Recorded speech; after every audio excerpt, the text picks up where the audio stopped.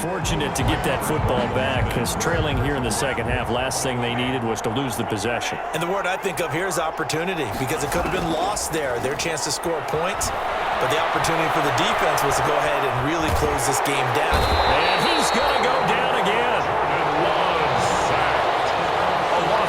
Okay, let's go back a little bit and see if my schooling comes to the front. What's that old saying? Those who forget the lessons of history are doomed to repeat them. That's the same guy who's gotten back-to-back sacks. I think a double team may be in order. Looking deep for Adams. And that will be incomplete. But coming into this one, we expected that this offense would have trouble with this defense, and that's exactly the way that this game has gone. Pressure in his face, coverage downfield has been tight. That led to another incompletion. This defense, they're exactly who we thought they were coming into this one. They're indeed going for it. Here's Love. And he'll let this go deep for Lazard. And this is going to be incomplete. What a real head-scratcher there. And the Vikings.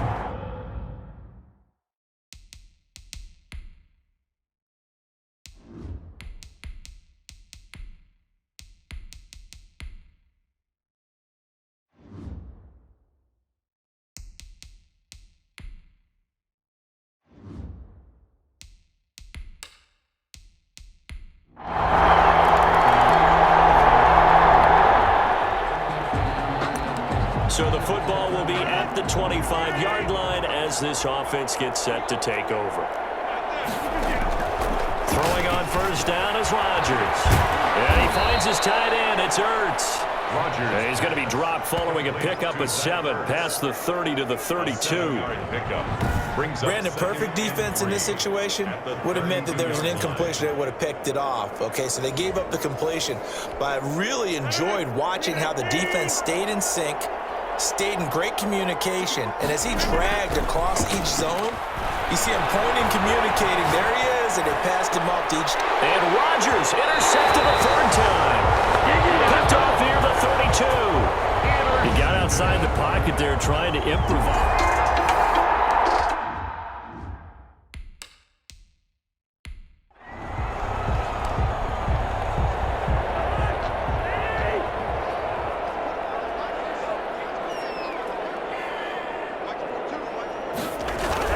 Following the interception, Cousins. Nowhere to turn here, and he's going to go down. Back at about the 37-yard line. Kenny Clark picks up his second sack of the afternoon. Great job defensively. I think he was trying to go through his progressions, find someone to get rid of the football. Before he knew it, he was on his back. So that just brings us right back to what you said in the beginning. A great job defensively. Nowhere to go with the football. That led to the sack. And, boy, that one drops incomplete, but if he was hit a fraction sooner, it may have been a fumble. Incomplete.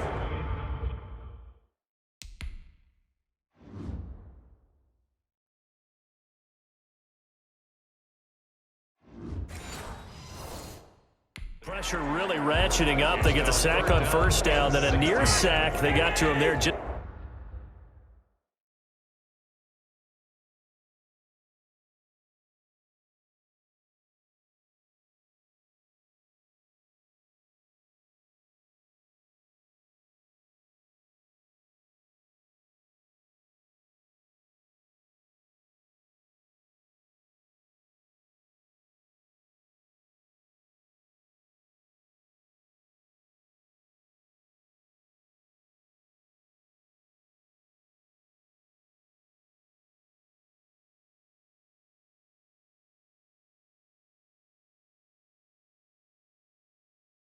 As it was leaving his hand. Yeah, they might need to change their pass protection scheme a little bit. Maybe bring another guy into the backfield to help protect the quarterback, because that was awfully close. And another one thrown incomplete. They certainly had good starting field position on that drive, but couldn't do anything with it after 3 plays. Have to admit that that's a disappointing end to excellent field position.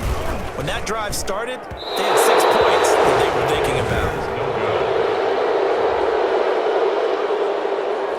Now listen, now no kick from 50-plus is a gimme, but here you're indoors in a dome. You'd think ideal conditions. Yeah, and it's one that he would expect himself to make, not just us expecting him to make it.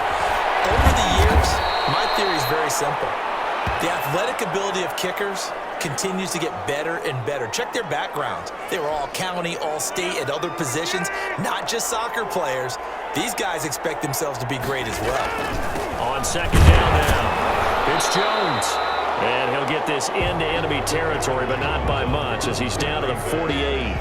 Just a gain of a yard there. Now it'll be third down. A gain of a yard. Well, they certainly have been able to get him going and establish the run, so I think it's time to abandon that plan and start chucking it all over the park. And you know who's excited about that? The defensive front. They got to just pin their ears back and get after him now. Rodgers finding Adams for a Packer first. A gain of 11. Was that a design pass, or what was that? It was built into the play call. He had the opportunity to either hand it inside, keep it himself to run it, or do what he just did. Throw that pass inside, hitting a receiver on the run. Rodgers on target there to Lazard. And he works it past the 30, almost to the 25. They get 10 more there, and I believe that'll be enough for another first down. It will. Packers 3. On first down, Rodgers. Over the middle, that's caught by Adams. And he gets it inside the 10 to the 9. Another big hitter there. This one good for 18. Only the Titans converted more red zone opportunities into touchdowns than the Packers last year, and they've got an opportunity here, first and goal. To the end zone, but it's incomplete. The Pro Bowl tight end Zach Ertz, the intended target, but it'll be second and goal. They've been in the red zone 3 times in this game and have not scored a single point. Can they break through here on second and goal? The Pro Bowl wideout Devontae Adams, his intended receiver. But now it's third and goal. And now third and goal following incompletions on first and second down. Got a man open. It's Adams. Touchdown, Green Bay. Touchdown. A 9-yard touchdown there. And the Packers get a score closer. That was quite the call down around the goal line on fourth and goal. Yeah, they fake the run, pull it out, throw it, and as a defense, I've been in that spot before, and we see it all the time. You almost have to overcommit against the run. You have to almost sell out and say, they're going to run it, go make a play. They got fooled on that one. 21. Packers 11. So they go with a pass, and it works there on the two-point try. Charles, just in general, what are your thoughts passing versus running on two-point conversion? Situational? It is situational, and you have to know your team. What is your strength? Because so many people think you have to throw the ball in a two-point conversion, but the stats will tell you that running it is about as proficient. So know your team and go to your strength. And Abdullah will not try to bring it out. The Vikings offense now heading out to take over. And you figure after giving up that last touchdown, they trail by 2 scores here in the fourth quarter. This drive becomes very critical. Cousins and the Vikings with a 1st and 10 at their 25-yard line. He'll start by handing it off to Dalvin Cook. And from the 25, they work this to the 29, a gain of 4. Brought down that time by Christian Kirksey. And they'll work from the 29 on 2nd and 6. 2nd and 6. At the 20. From the gun, here's Cousins. That's a room to run now. And into the end zone. It's a pick 6 and a Packer touchdown. Well, don't change that channel just yet. This one may have gotten a bit more interesting. Put down the remote, put down the clicker. This one looked like it was over. It looked like they were ready to seal the deal. But in doing so, by pitching it around a little bit, it cost them. We could have a great finish.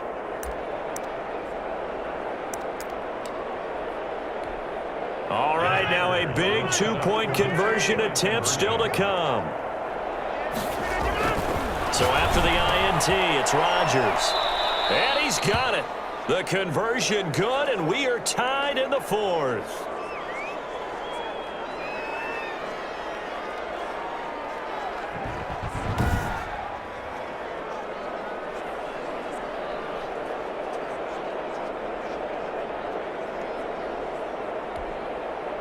Stephen Hauschka set to kick off. So they throw the pick 6. They'll get another shot at it now as this one's in the air.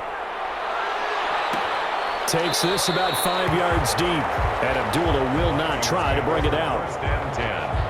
At at their own 20. Minnesota now ready for their next possession. Their lead is hanging by a thread after that pick six, but look, they're still in the driver's seat. Now the question, how aggressive will they be on this drive? Time to find out. Oh, incomplete.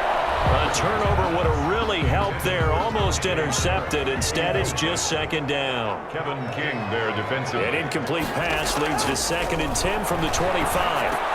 This one brought in by Jefferson. He'll be dropped after a gain of about 6 across the 30 to the 31. They get 6. That'll leave them with 3rd and 4. Well, the evidence is once again presented why he was such a top target at LSU. And Justin Jefferson carrying that over to the NFL. He's what a lot of people call a natural pass catcher. What I love about him, his ability to play the ball in the air, and at the moment of truth, go up and take it from a defensive back. This guy is smooth.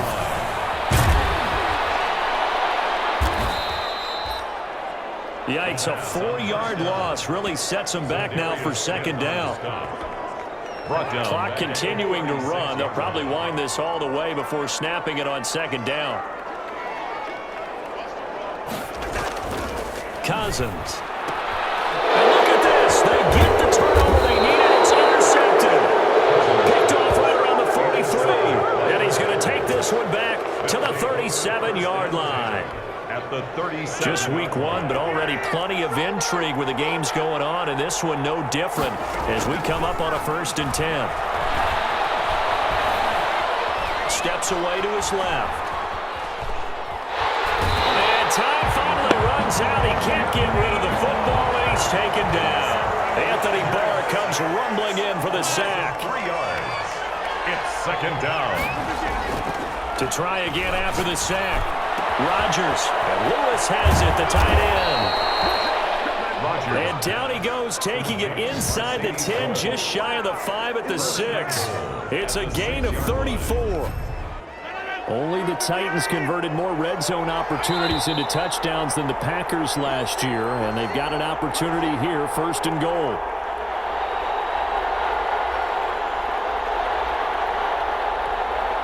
So it's Packer football here as we welcome you back. They come up on a 1st and goal with this game still hanging in the balance.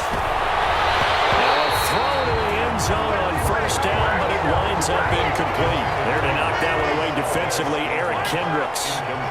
They come up here with another shot from the 6-yard line, and it's 2nd and goal now. And he gets halfway there from the 6 to the 3 on a gain of 3. They get 3 yards closer, but still work to do. It's 3rd and goal. A lot can go wrong when you call a play like this down in the red zone, but that's where you appreciate this from your head coach. He's not afraid to... And it's intercepted at the goal line. Good positioning, and it's picked off. And a big turnover there as his guys will get the football back. Well, that puts a little bit of a wrinkle in their comeback bid. Yeah, everything had turned around for them, hadn't it? I mean, things were now going their way. But you did mention it's a wrinkle in their comeback bid. It's not the death knell for them by any stretch, but now they've got some extra work to do in order to climb all the way back. Ball carrier. On the tackle that time, Dean Lowry. This, in all probability, another run here on 2nd and 8. They run it again with Cook. They'll try to get forward, but he's going to be stopped in his tracks at about the 3. 2 runs in a row, but only 2 yards to show for it. They'd like to avoid punting from their own end zone so they could use something here on 3rd down. Cousins. And that is incomplete, stopping the clock with 5 seconds to go. For Justin Jefferson. Incomplete. Here's Britton Colquitt now as he's on to punt for Minnesota. The Vikings. Oh, they come after him, and he's across for the touchdown, and it's likely the game winner here in the closing stages. What a comeback. 3 fourth-quarter touchdowns. They've turned this game upside down. It just tells you one more time, it's not over till it's over, right? You got to continue to battle, continue to play, and you walk a fine line as the team with the lead, too, don't you?